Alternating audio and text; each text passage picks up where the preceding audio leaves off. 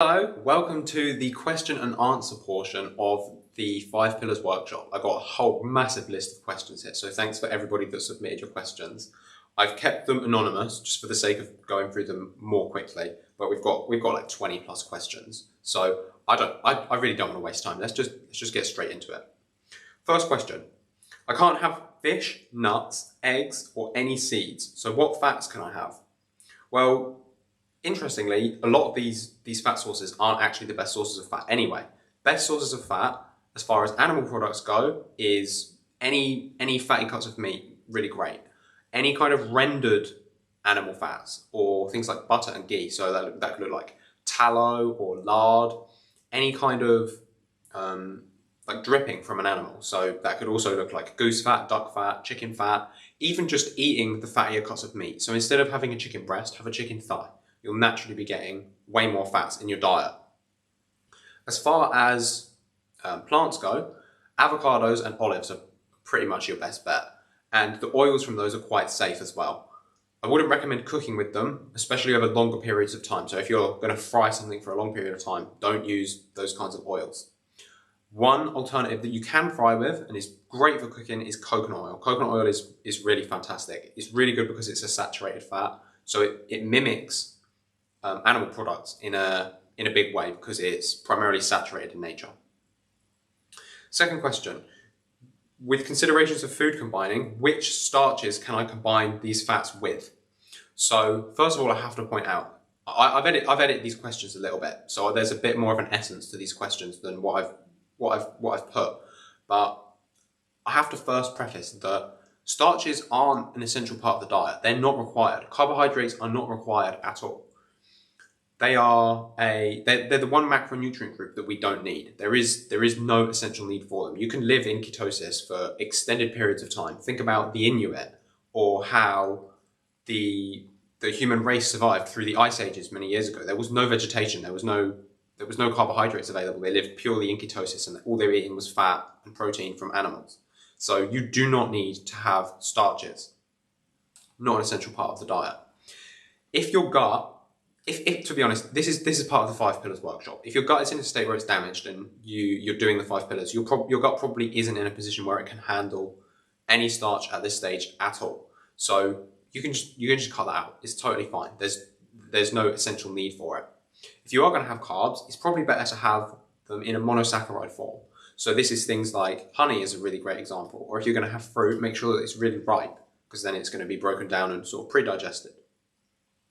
When it does get to the stage where your gut is healed enough that you can start introducing starches back into the diet, you can combine the healthy carbohydrates. So things like rice would be fine, potatoes, sweet potatoes. Like if these are things that you can find in nature, they're okay to eat.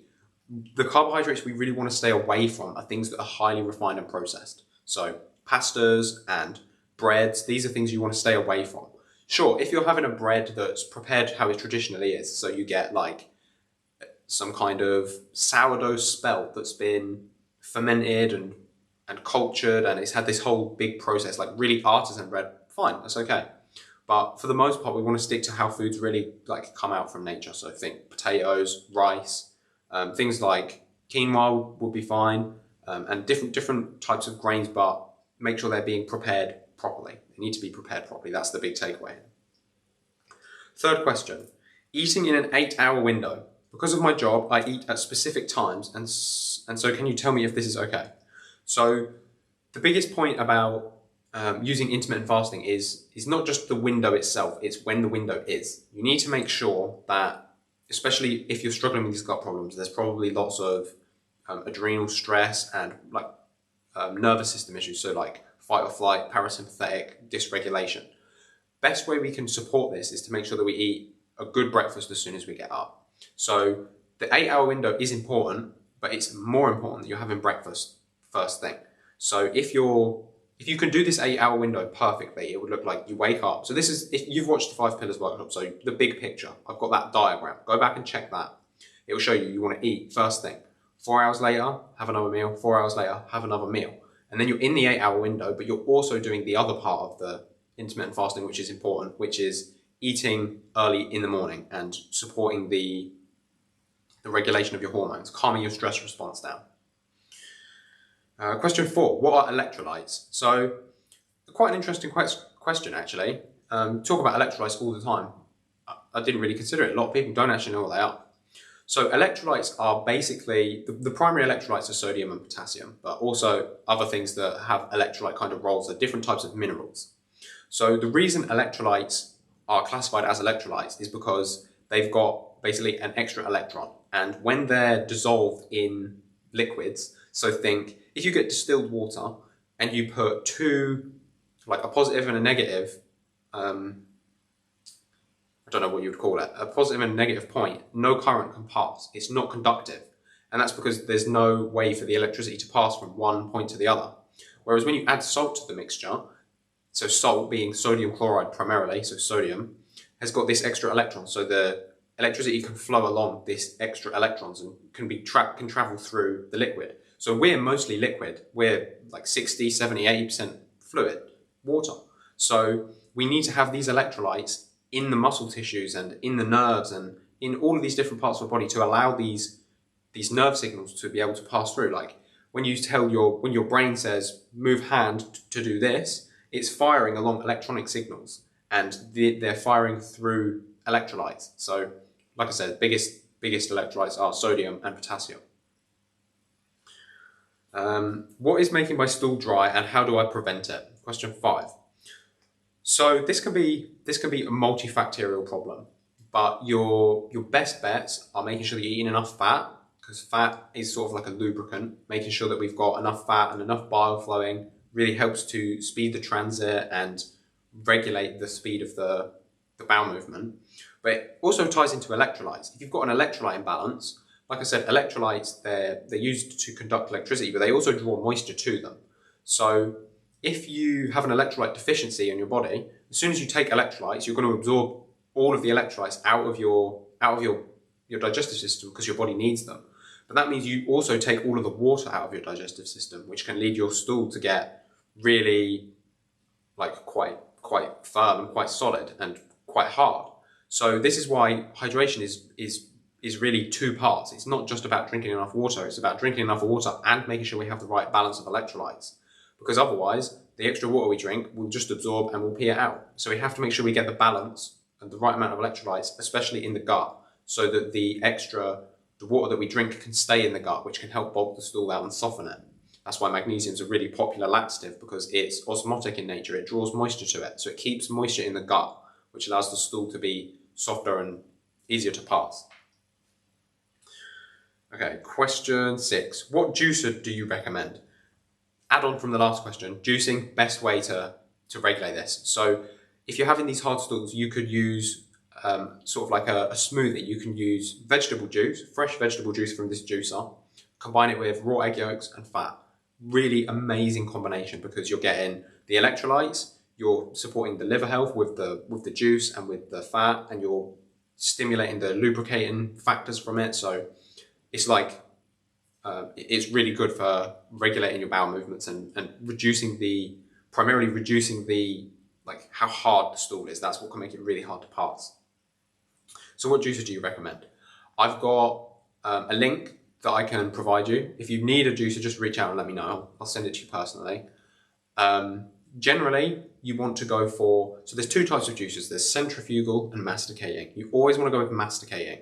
It's going to extract more juice. It's going to extract more nutrients in that juice. So the big difference is the centrifugal one is very, very fast. It spins with a blade like this that cuts the vegetables and centrifuges the juice out, whereas the masticating one has an auger. So it's kind of like it crushes it instead. This keeps it cooler, which means it preserves more of the nutrients, and it's also going to extract more of the nutrients out of it, like more juice from the pulp. So in the end, it's better to get a better juicer, a masticating juicer, because first of all, you're going to get more nutrients just in general, but secondly, it's going to pay for itself with the amount of extra juice that you extract. So any kind of masticating juicer is a good bet, and the lower the RPM, the better, because the lower the RPM means it's going slower, which means it's going to generate less heat. So that's what you want to look for in a good juicer. Why is acid coming up my esophagus? This is a two-part question. Why is acid coming up my esophagus, and is it possible to have too much acid? So I didn't plan on specifically drawing any diagrams, but let me draw a little stomach just here. So we've got a stomach just like this.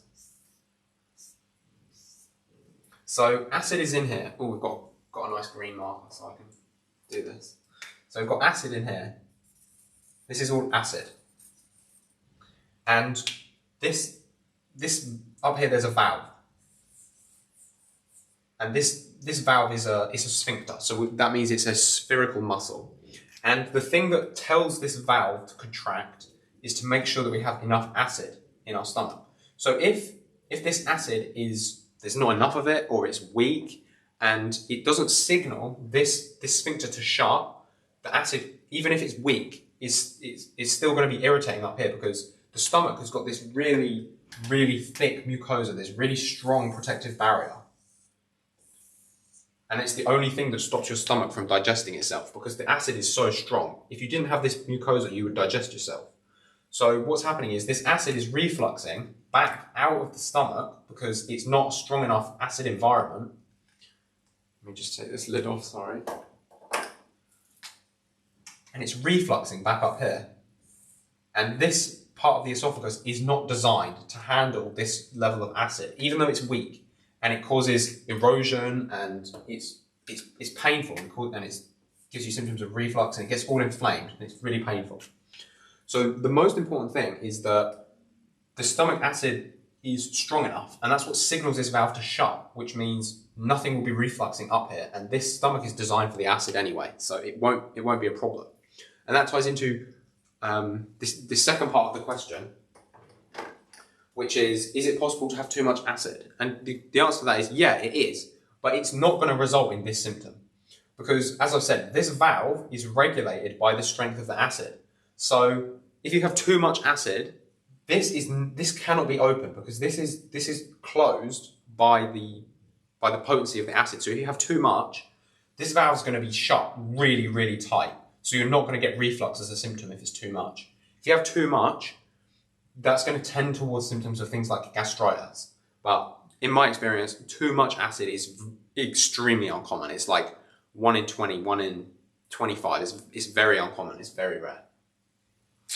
Okay, so next question. Why doesn't corn and fibrous vegetables break down in this acid? So first of all, there's a good chance the stomach acid is low, because a lot of people are able to break these things down. But in the cases where, so say for example like sweet corn, a lot of people get sweet corn in the stool.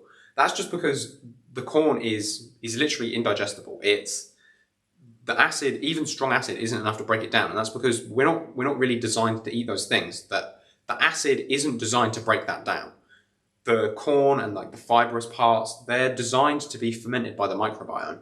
So making sure that we have a strong microbiome in the later stages of digestion is your best bet for making sure that you're digesting all of these more fibrous vegetables.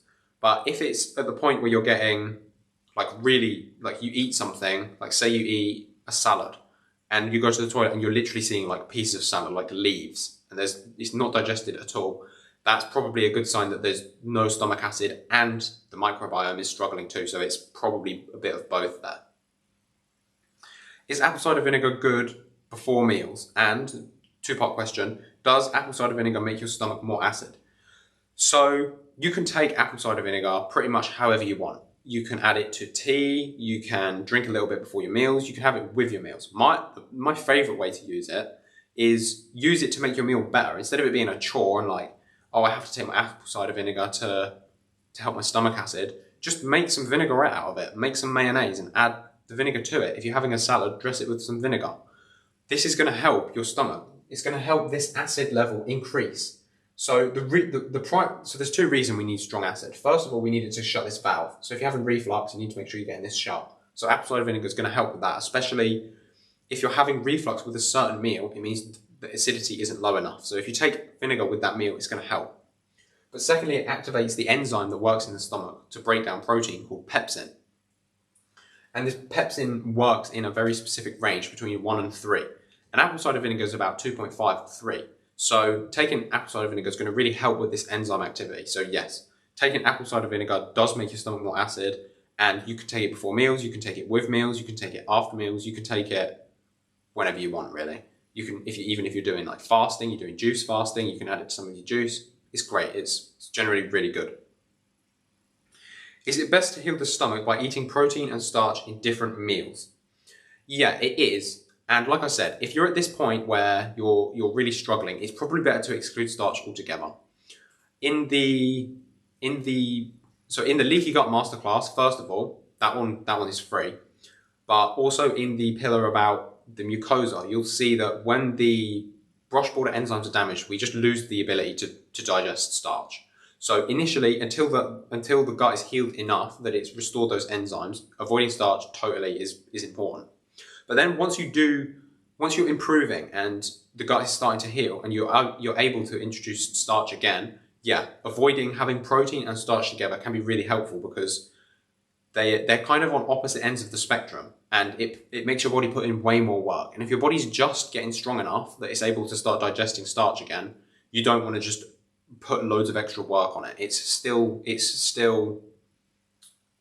healing, so don't push it so far. I know it's irritating to have to avoid all these different foods. So if you're healed enough that you can do it, there's no reason you can't bring them back into the diet, but make sure that you're doing it in the easiest way for the body to handle as possible.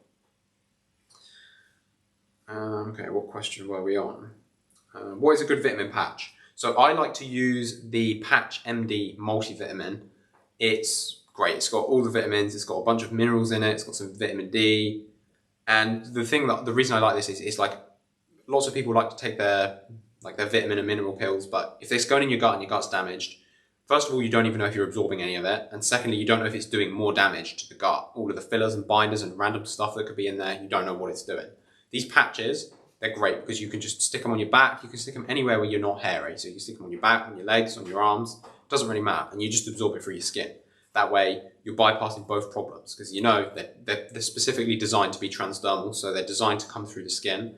And you know you're not irritating your gut anymore than you have to because it's not even in your gut. So I use Patch MD. If you need a link, just let me know. I think the link to that should be in the workbook as well. So take a look in the workbook. I think there's a link in there. I try to eat properly when I wake up in the morning, but I need to take my thyroid meds and can't eat for 45 minutes. What can I do? Now, this was quite an interesting question. I can't really talk about meds from a doctor's perspective. I can't tell you what to do. I can give you some interesting ideas that I had around this. So first of all, you need to be trying to eat within the first hour. So even if you wake up and you do this first thing and then you just eat 45 minutes later, that's still probably okay. As long as you're not waking up, taking thyroid med and then going out and doing a run or doing some really stressful activity. We want to wait until the body feels nourished before we stress it out, especially when we're struggling with fatigue conditions or adrenal fatigue or energy issues. So you could do that. Alternatively, I don't know how this medication interacts. So this is a homework project for you. But lots of medication works the same way if you take it orally as if you take it rectally. So if on a day you need to have breakfast really early, you could consider crushing the medication up and putting it in an anal syringe and doing it rectally. It goes to the liver basically the exact same way, so it probably works exactly the same way as taking it orally, but I don't know. I know it does work for medications, and I've done it myself with loads of different things, and it always seems to work the same way as when you take it orally. So do that at your own discretion, but that's something that you can consider. If you can just eat within an hour of getting up, still fine. Probably no issue there. Question 15. I have great difficulty digesting veggies and I like the juicing idea. Yeah, juicing, great. Can I try V8 veggie juice in a can with egg to help me in bile making?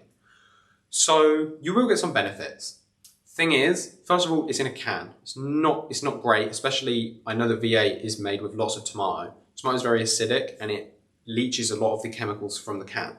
So we're doing this to try and promote liver health and help the bile, but we're going to be putting lots of xenoestrogenic compounds from the plastic lining interacting with the acid in the tomato. So probably want to avoid it for that reason. Secondly, the reason that vegetable juice works so well is because it's fresh and it's raw. When you're buying it in a can, it's pasteurized, which means all of the enzymes in it are going to be completely denatured and dead. If there were any probiotics in it, they're all dead. When we're using fresh vegetable juice, it's coming from fresh vegetables. They've got microflora on them. These are going to help diversify the microbiome. They've got fresh enzymes. They're full of living nutrients. It's raw. So we're going to help the liver, help the whole digestive system for a myriad of different reasons. Mixing egg in, and you can add other fats as well, like coconut oil, butter, all great. Really good. We talked about that shake just a minute ago. Yeah, it's a really good idea. As far as so I know one of the reasons you don't want to do this is because you don't want to concentrate things like salicylate through the vegetables. So what you could do is take low salicylate vegetables or anything that you regularly eat, and you could make a smoothie. Instead of using juice, just blend it up in a blender. So say you could take cucumber, for example, blend that with eggs and some coconut oil, something like that. You're not going to be concentrating the nutrients down as much, which is why we do juicing, but it is still going to help. I have 289 cholesterol, so have been asked to take a statin for the 5th time. They make me stiff, and so I had to stop. Yeah, cholesterol is an essential building block in the body. You use it to make every single cell in your body. You use it to make every single steroid hormone, so like adrenaline, cortisol, all these things that we need for repair, even the sex hormones as well. You use it to make vitamin D. Your brain is 30% cholesterol, so taking a statin is inhibiting your body's ability to make this. Your body is smart and it knows why it needs to make this. So when we stop it with a medication, it interferes with what the body's trying to achieve. I'm not sure how I might address this issue. Weight loss is needed, but cholesterol reduction is first on the list. So biggest source of high cholesterol is high inflammation. We figure out why the inflammation is high, bring the inflammation down, cholesterol comes down by itself. What often happens is when we start working on the inflammation, cholesterol actually goes up temporarily because you're getting on top of the deficit that you've had for such an extended period of time. And it's actually a good thing because it goes up, inflammation comes down, and then eventually it comes down and it matches it as well. So it will come down to that level. With regards to losing weight, I'm just working on another project at the minute. Weight is a symptom of your health. So again, this ties in with inflammation. If we bring inflammation down and we promote health, weight comes down too. So getting on top of any like underlying health problems, get on top of the gut. So the 5 pillars is the place to start. So implementing some of these changes, you'll notice that you'll start feeling better really quick. Weight will start coming off and cholesterol will eventually begin to lower itself. Would you recommend the use of L-glutamine powder and immunoglobulin supplements in the treatment of leaky gut, especially for those who are at the beginning of their healing journey and who have noticed that herbal antimicrobials have made their condition worse?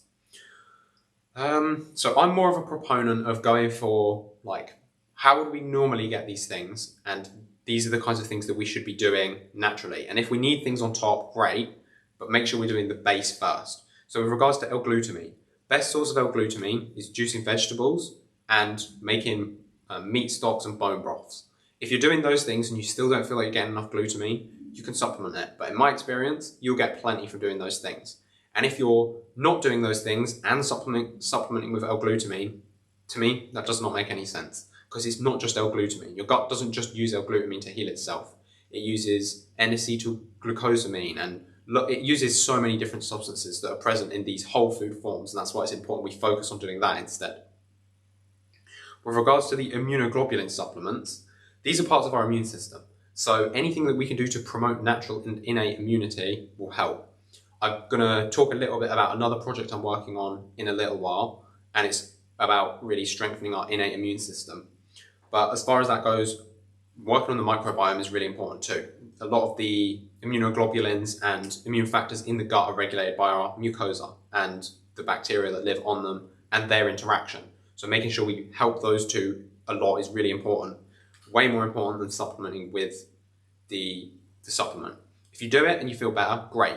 But understand that it's a band-aid approach. We need to focus on getting the body doing it again by itself because that's how it stopped itself getting sick in the first place. 18. I've read that L-glutamine may cause liver damage, so I'm worried about that. And this is partly why I really like using whole foods, because you're not going to cause liver damage by drinking broth and taking vegetable juice. You can't really go wrong if you're doing it naturally, because nature's smart and it knows how much L-glutamine it needs to have. So if that's a concern, stick with the real way to do it. If you're using small dosages, you're probably going to be fine. But you've got to remember, small dosages have to be appropriate to how much is in foods. So you might see like doses of, oh, just take 2 grams or 3 grams of L-glutamine. But realistically, you'd have to eat like a whole chicken skin to get that much L-glutamine, and nobody's really realistically going to do that. So it wouldn't really be like a realistic amount. And to be honest, I don't know. Perhaps it could cause liver damage. I would tend towards probably not, but long-term exposure to things that we shouldn't really be having because they're isolated nutrients can definitely affect the body's metabolism. Second last question. What is the best way to ensure your bile is not thick and sluggish? And if it is thick and sluggish, what is the best way to thin it out? So most important thing here, without a shadow of a doubt, is making sure you're eating enough fat. Bile is excreted by the liver and by the gallbladder when we eat fat. So if you're not eating enough fat, this simply cannot happen. The process where the liver is taking the bile like back in and reabsorbing it and processing it into new bile is sort of like the cleansing process of the bile. So the more often we're making this cycle happen, the better and the cleaner and the less thick and the less like toxic the bile is going to be. So making sure that we're eating plenty of fat all the time to get this cycle going is what's going to really help the body to clean the liver out and make sure it's really thin and functional. And also making sure that we've got all of the nutrients that we need to make new bile. So best ones for that are egg yolks, liver, if you can do it. Vegetable juice, really going to help. Any kind of like bitter greens really helps to stimulate the bile production. And the microbiome, super important. If you haven't seen the microbiome video yet, go and check that one out. You'll see how the microbiome affects bile and the deconjugation of bile acids, super important. So you have to make sure you get on top of that as well. And so as part of this question, you kind of asked, what is the best way to ensure that it is not thick? So how can you tell? So generally, you'll tend towards fatigue, brain fog, you might have skin problems, anything that's showing that the liver is backed up. Liver pain, you get angry very quickly or very volatile with your emotions. All of these can be signs, because these are signs of impaired liver health, that the bile isn't flowing properly. The bile and liver health are super connected. So any signs that the liver is struggling definitely means this impaired bile. And finally, the last question. Do you recommend taking an ox bile supplement, as I do not have a gallbladder anymore? So for most people, I would say no, but as you said, you don't have a gallbladder. Yeah, it's quite important, especially if you're eating like a high-fat meal. So it's kind of tricky because in the digestive system, so we've already got a little digestive system. Let me put this down and I'll draw this here. So in the digestive system, it continues like this, and usually bile is only introduced into the digestive system after the stomach. So there's a little pipe here that's attached to the gallbladder, which is under the liver. Just draw a little liver for you. So you've got a little liver here. So it's a pretty bad liver, but there you go. So usually the bile is being added into the digestive system after it's been in the stomach. So when we take bile acids orally, we're having these bile acids that usually happen here in the digestion, down here, it's happening here. So it does kind of interfere with digestion a little bit, but it's quite essential, because if you don't, I mean, even without your gallbladder, so say the gallbladder is completely gone. Let me just get my rubber. So the gallbladder is gone. When they do this surgery, they still connect your liver back to your digestive system. So instead of having the gallbladder, you just got a pipe that goes straight here.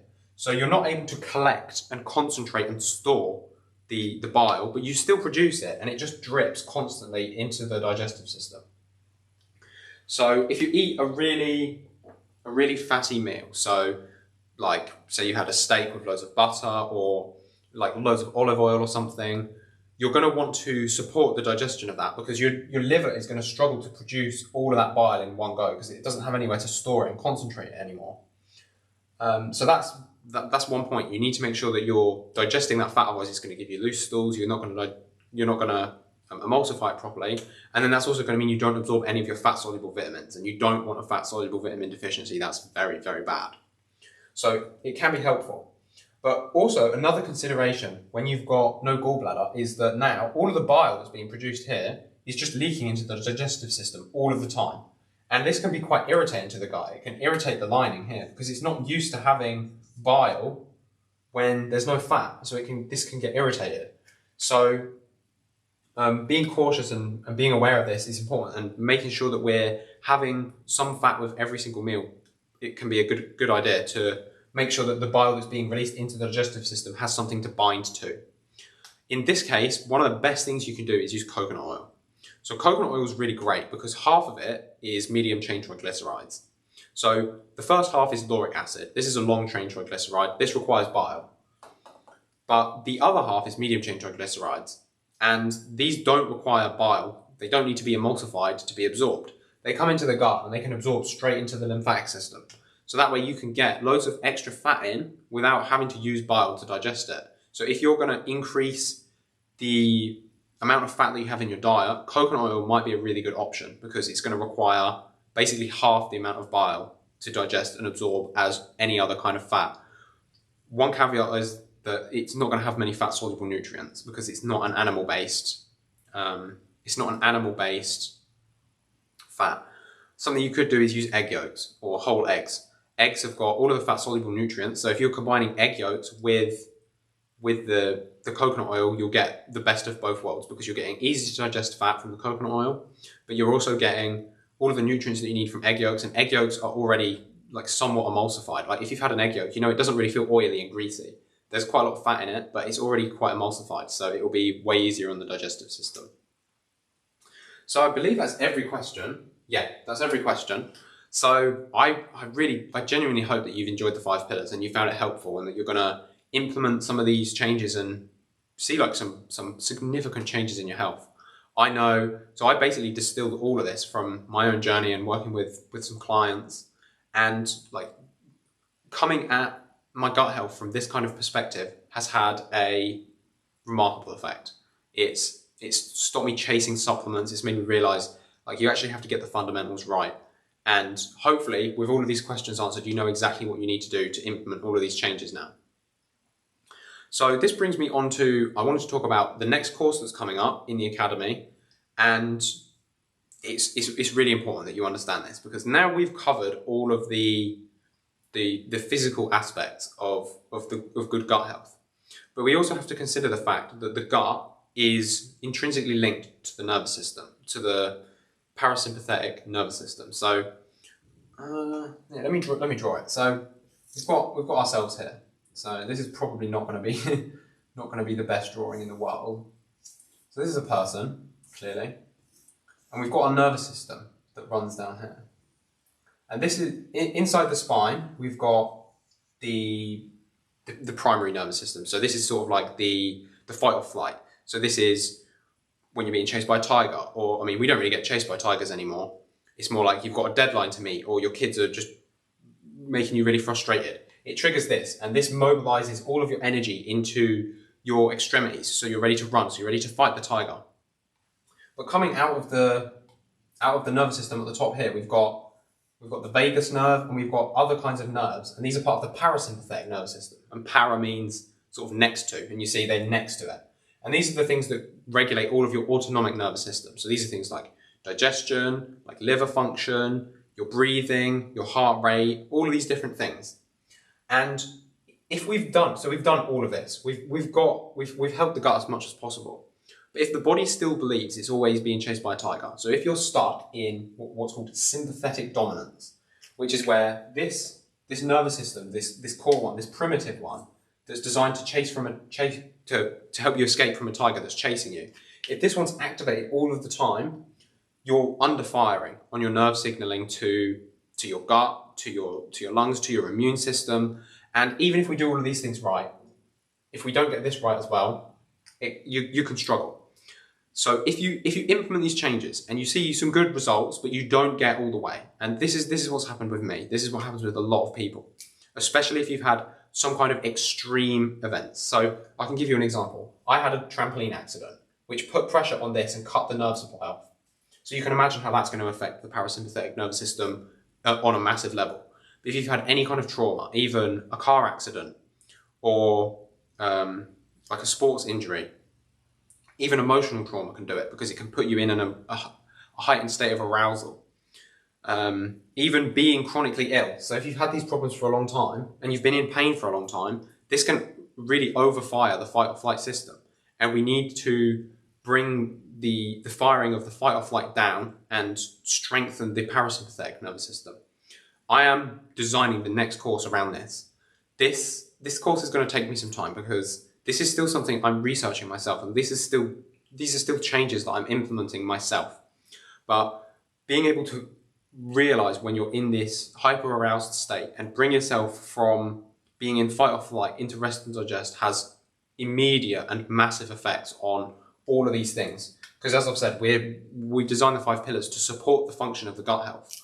Well, if the body is mobilizing energy to defend itself instead of digest food, everything that we do is helpful, but having the body on our side as well is just like, it's unbelievable. So that's coming up soon. If you're interested in that, join the academy. It's coming up. I'm hoping to have it done within the next month or two. Like I said, it's my next project, but it is going to take some time. Understanding all of this biology and physiology is, in many aspects, way simpler than understanding the mind and the connection with the digestive system and how the body functions, because it's not so tangible. It's more difficult to understand. It involves consciousness and more abstract concepts. But safe to say, there's plenty we can do. We're going to talk about like vagal nerve tone, and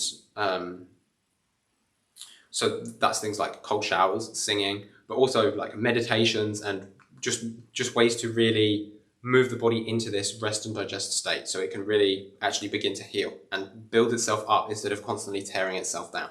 So if you're interested in that, let me know. Course is coming out soon. Sign up to the academy. If you like the 5 pillars, this is like the foundation, and we're building on this. We've got workshops coming up about how to build a diet around food sensitivities. I've got one I'm really excited to do is all about histamine intolerance and mast cell activation syndrome. And that's partly what's led me on to do this next project as well about, so I'm thinking of calling it something like the autonomic nervous system reset. How to bring the autonomic nervous system back into a place where it's healing us instead of basically keeping us sick. So if those are things that you're interested in, let me know, and don't forget to join the academy. I hope I've answered all of your questions. If I haven't, leave me more questions. I'm sure I'll do more Q&As in the future, and I'll just bundle them in so that all of your questions are answered so you can get the maximum results. So I really hope this has been helpful, and I'll see you soon. Bye-bye.